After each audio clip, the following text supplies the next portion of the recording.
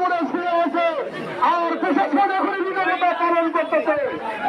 আমরা সকলে আমরা মনে আছি, আমরা সকলে শক্তি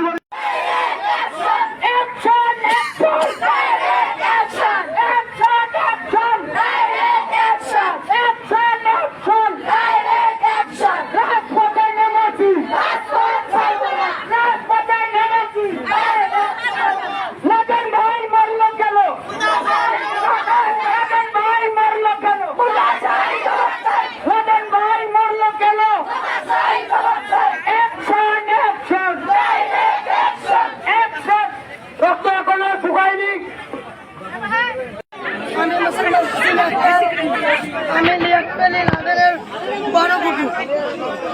আমার ভাতিজা হাফিজিয়া মাদ্রাসার ছাত্র। ওনার মারা যাওয়ার 4 বছরই সন্তান, তখন ওর মা মারা যায়। আমরা ওকে মায়ের কষ্ট পেতে দেখি। আমি সবসময় আমার বাচ্চাকে সারা দিতে স্কুল মাদ্রাসা আমি নিজে নিজে যাইতাম, আসতাম, নিয়ে যাইতাম। হঠাৎ করেই ঘটাইলো।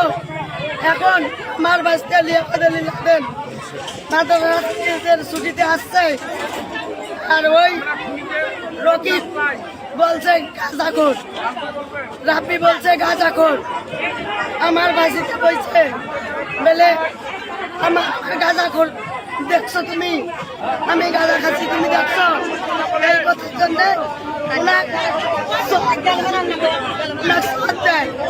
উনিও দেয়। পর ও বাড়িতে যায়, আমাদের বাড়িতে যায়। আমার একটা ভাগ্নে 2টে বাচ্চা।